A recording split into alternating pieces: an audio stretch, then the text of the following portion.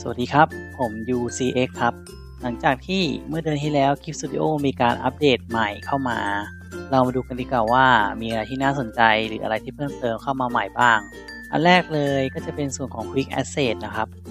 Quick Access ก็จะเป็นการที่เอาคำสั่งต่างๆของเจ้าตัวโปรแกรมเนี่ยมาไว้เป็นเหมือนจุดที่เราสามารถกดได้ง่ายขึ้นแต่ยังไงก็ตามโดยส่วนตัวผมเนี่ยมองว่าหัดใช้ช็อตคัทดีกว่าครับใช้ง่ายกว่าแล้วก็เร็วกว่าด้วยเพราะว่าเรามานั่งคลิกทีละตัวมันค่อนข้างที่เสียเวลาส่วนบางตัวอาจจะไม่มีคีย์ลัดตั้งแต่แรกแต่ว่าสามารถไปตั้งคีย์ลัดได้นะครับ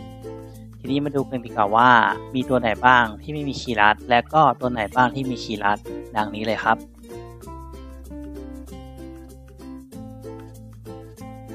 จากนั้นมาดูกันดีกว่าว่า Quick Access เนี่ยมันสามารถตั้งค่าได้แบบไหนบ้าง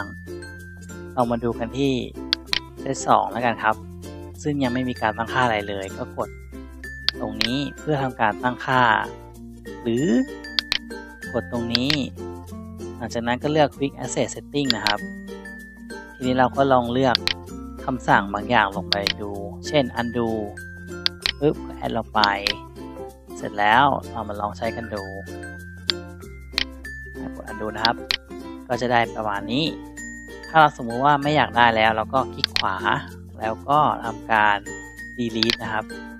เป็นอันเสร็จเราสามารถที่จะเพิ่มเซตของมันได้ด้วยโดยการคลิกที่ตรงนี้นะครับแล้วก็ทำการ create set ขึ้นมาลองสร้างใหม่ดูก็จะได้ประมาณนี้นะครับ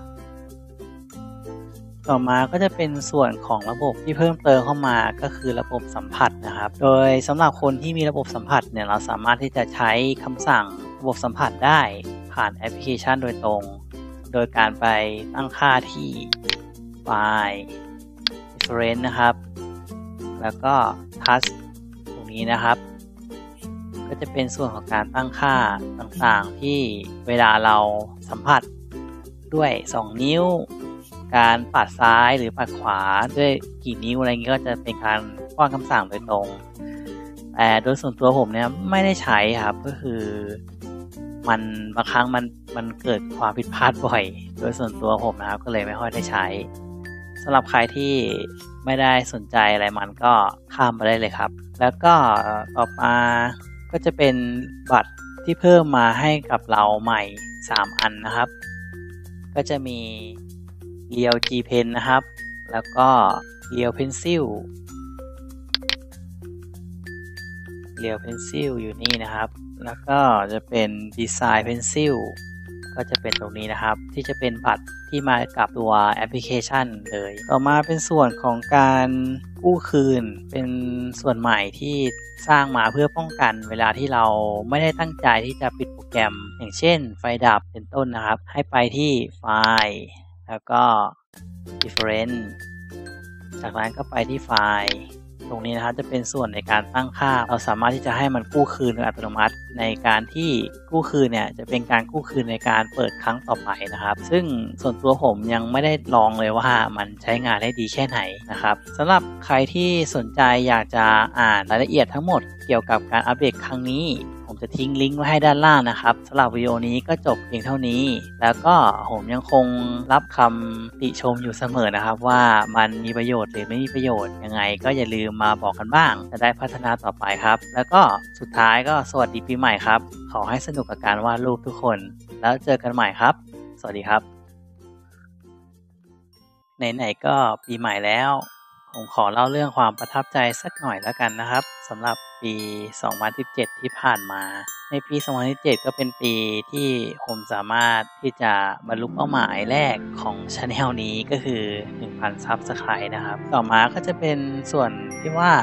มีคนเข้ามาช่วยแก้ซับไตเติลของผมนี่